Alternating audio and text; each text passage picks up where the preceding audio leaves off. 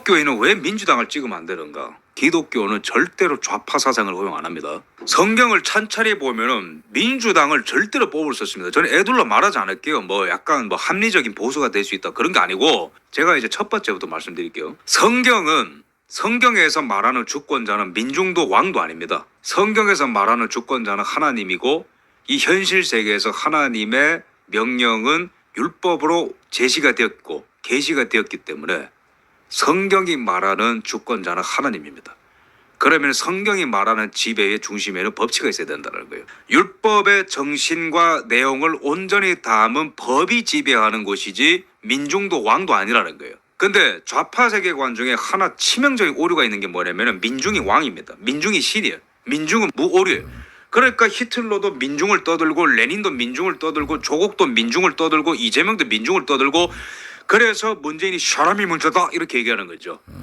그런데 성경주의자는 어떤 관점을 갖고 있냐면은, 사람은 죄인인데 사람은 뭉칠수록 더욱더 폭주하게 되는데, 사람이 율법을 떠나게 되면은 법의 질서를 떠나게 되면은 동물이 되기 때문에, 그 다음에 성경은 반대로 왕도 주권자가 아닙니다.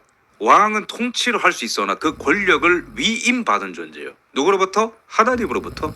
그래서 다윗 왕을 비롯한 열왕기상, 열왕기하, 그 다음에 다니엘서에 나오는 왕들 보면요, 율법을 위반하거나 간음죄 저질거나, 그 다음에 세례 요한이 규탄을 했었던 헤롯 왕 같은 경우에도 죄가 있었죠. 그러면 성경에는요, 왕이라고 무조건 떠받드는 게 아니고 선지자들을 비롯한 율법을 아는 사람들이 어마무시하게 규탄합니다. 왕을. 조그마한 죄도 다 규탄해요. 그게 뭘 말하는 거냐면은, 일개 인간이 인간을 지배할 수 없고 대중은 아무 근거 없이 왕의 지배를 받을 수가 없다라는 거거든요. 그럼 중심은 뭐냐? 성경 중심적인 거예요. 가정도 똑같아요. 성경적인 가정론은요, 남편 중심이나 여자 중심이나 애들 중심이 아닙니다. 근데 우리나라는 과거에는 남성 중심이었죠. 유교였으니까. 지금은 애들 중심으로 됐어요. 근데 성경은 가정론도 똑같습니다. 남편 중심 아니고 애들 중심 아니고 성경 중심이다. 국가도 똑같아요. 대중 중심, 왕 중심 아닙니다. 대통령 중심 아니에요. 성경 중심이라는 거예요.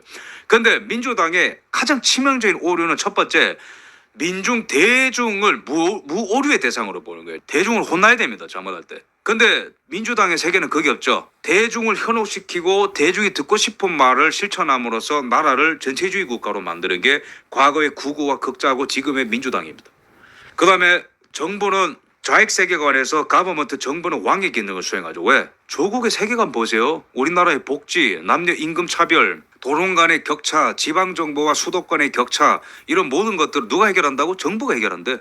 정부는 왕의 기능을 수행하죠. 좌파 세계관에서. 그래서 성경에서 주권자는 민중도 왕이 아니기 때문에 민주당은 절대로 기독교와 합치가 될 수 없습니다. 두 번째, 성경은 게으름을 규탄하고 노동을 장려해요. 성경에서 특히 부끄럽게 지적하는 죄가 몇 개 있거든요. 그 중에 대표적인 게 게으름 이런 겁니다. 게으름을 왜 규탄하냐면은, 하나님의 형상, 존엄한 형상이라는 거는 그냥 아름답다 이렇게 서 있는 게 아니고 노동하는 사람입니다. 열심히 일하는 사람입니다. 하나님이 맡긴 사명을 열심히 감당하는 사람입니다. 그렇기 때문에 하나님은 졸지도 주무시지 아니하시고 회전하는 그림자도 없다. 하나님의 속성은 게으름이 아니거든요. 근데 그 형상을 받은 게 인간인데 어떻게 게으르게 자빠질 수 있느냐. 사회의 빛과 소금이 되기 위해서는 열심히 일을 해야 되기 때문에 게으름은 굉장히 부끄러운 죄로 규탄받고 있어요. 근데 이재명, 조국, 문재인 저녁 있는 삶을 원하십니까?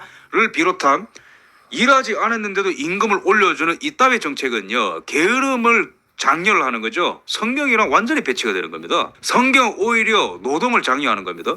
성경에서 여러 가지 고통을 얘기하고 있는데, 물론 정말로 노예 수준으로 이렇게 고역을 하는 것도 문제가 있지만 애굽처럼, 근데 반대로 자빠져 있는 것도 고통스러운 상태로 묘사합니다. 왜? 하나님의 형상에서 멀어졌기 때문에. 근데 민주당의 이런 포퓰리즘 같은 것들은요, 그 본질적인 지향점이 뭡니까? 좀 더 쉽게 해줄게요. 좀 더 일하지 않아도 받게 해줄게요. 그거거든요. 이재명과 조국은 정부 주도의 사회구원론을 전파하는 자들이기 때문에 성경과 합치를 했었습니다. 세 번째, 성경은 부끄러운 행위를 직접적으로 규탄을 합니다. 성경은 굉장히 직설적으로 얘기합니다. 간음, 욕설, 거짓말, 불공정, 권력 남용, 이런 것들을 규탄하고 있거든요. 직접적으로. 근데 욕설, 이재명, 거짓말, 이재명, 불공정, 조국, 권력남용, 조국, 문재인, 이재명 다 들어오네. 권력남용, 대장동, 백형동, 이재명. 성경이 부끄럽게 규탄하고 있는 행위들을 몸소 실천하는 사람들을 정치인으로 뽑자면 어떻게 하자는 겁니까? 네 번째, 성경은 대중의 타락을 지적하고 있습니다. 출애굽기와 사사기를 보면요, 왕만 비판받는 게 아니고 대중들이 미쳐 날뛸 때마다 그게 굉장히 잘못됐다라는 지적을 해요. 성경은 애굽에서 노예된 사람들을 하나님이 출애굽 시켜줬는데 배고프다고 징징대고 자기들이 원하는 황금 송아지 만들고, 그게 대중의 광기거든요. 예수님이 돌아가실 때도 유대인의 그 집단의 광기 때문에 돌아가신 거고, 바울과 베드로 같은 사도가 복음을 전할 때도요, 누구한테 먼저 규탄을 받은 줄 아십니까? 같은 유태인들한테. 집단주의에 매도된 사람들이거든요. 사사기 이런 데 보십시오. 집단이 광기를 주체하지 못하고 자신들의 소욕에 맞는 지도자를 만들어냅니다. 그게 바로 히틀러 사태고, 그게 바로 레닌 사태인 거예요. 그게 바로 개딸과 내가 조국이다라는 현상으로 지금 대한민국에서 구현이 되고 있는 겁니다. 이들의 세계관에는요, 기독교인들이 이런 사람들을 찍는 게 말이 됩니까? 안 됩니다. 다섯 번째, 성경은 권위에 대한 존중, 남녀 역할의 확연한 구분 등 역할의 구분을 선명히 하고 있다. 그러나 민주당은 부모의 자녀의 관계를 모호하게 만들고 차별금지법을 지금 예고를 하고 있죠. 계류 중이고, 제자와 학생 경계를 무너뜨렸죠. 인권조례. 그 다음에 남자 여자의 경계를 허물어뜨리고 있습니다. 온갖 여성 우대법과 기타 등등 해가지고, 성경은요 고전